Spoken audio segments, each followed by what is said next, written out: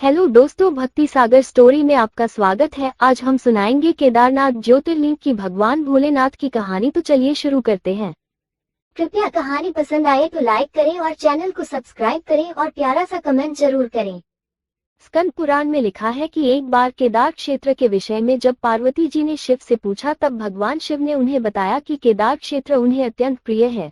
वे यहाँ सदा अपने गणों के साथ निवास करते हैं। इस क्षेत्र में वे तब से रहते हैं जब उन्होंने सृष्टि की रचना के लिए ब्रह्मा का रूप धारण किया था। स्कंद पुराण में इस स्थान की महिमा का एक वर्णन ये भी मिलता है कि एक बहेलिया था जिस हिरण का मांस खाना अत्यंत प्रिय था। एक बार यह शिकार की तलाश में केदार क्षेत्र में आया। पूरे दिन भटकने के बाद भी उसे शिकार नहीं मिला।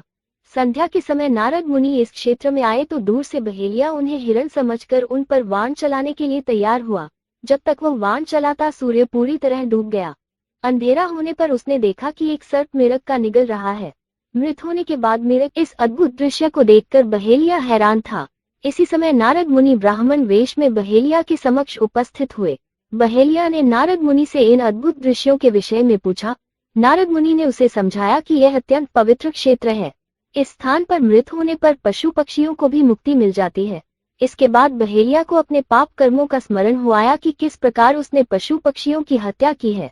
बहेलिया ने नारद मुनि से अपनी मुक्ति का उपाय पूछा। नारद मुनि से शिव का ज्ञान प्राप्त करके बहेलिया केदार क्षेत्र में रहकर शिव उपासना में लीन हो गया। मृत्यु पश्चात उसे शिवलोक में स्थान प्राप्त हुआ। केदारनाथ ज्योतिर्लिंग की कथा। केदारनाथ ज्योतिर्लिंग की कथा के विषय में शिव पुराण में वर्णित है कि नर और नारायण नाम के दो भाइयों ने भगवान शिव की पार्थिव मूर्ति बनाकर उनकी पूजा एवं ध्यान में लगे रहते। इन दोनों भाइयों की भक्तिपूर्ण तपस्या से प्रसन्न होकर भगवान शिव इनके समक्ष प्रकट हुए। भगवान शिव ने इनसे वरदान मांगने के लिए कहा तो जन कल्याण की भावना से इन्होंने शिव से वरदान मांगा कि वो इस क्षेत्र में जन कल्याण हेतु सदा वर्तमान रहें। इनकी प्रार्थना पर भगवान शंकर ज्योतिर्लिंग के रूप में केदार क्षेत्र में प्रकट हुए। केदारनाथ से जुड़ी पांडवों की कथा। शिव पुराण में लिखा है कि महाभारत के युद्ध के पश्चात पांडवों को इस बात का प्रायश्चित हो रहा था कि उनके हाथों उनके अपने भाई बंधुओं की हत्या हुई है। वे इस पाप से मुक्ति पाना चाहते थे। इसका समाधान जब इन्होंने वेद व्यास जी से पूछा तो उन्होंने कहा कि बंधुओं की हत्या का पाप तभी मिट सकता है जब शिव इस पाप से मुक्ति प्रदान करेंगे। शिव पांडवों से अप्रसन्न थे, अतः पांडव जब विश्वनाथ के दर्शन के लिए काशी पहुंचे तब वे वहां शंकर प्रत्यक्ष प्रकट नहीं हुए। शिव को ढूंढते हुए तब पांचों पांडव केदारनाथ पहुंच गए। पांडवों को आया देखकर शिव ने भैंस का रूप धारण कर लिया और भैंस के झुंड में शामिल हो गए। शिव की पहचान करने के लिए भीम एक गुफा के मुख के पास पैर फैलाकर खड़ा हो गया।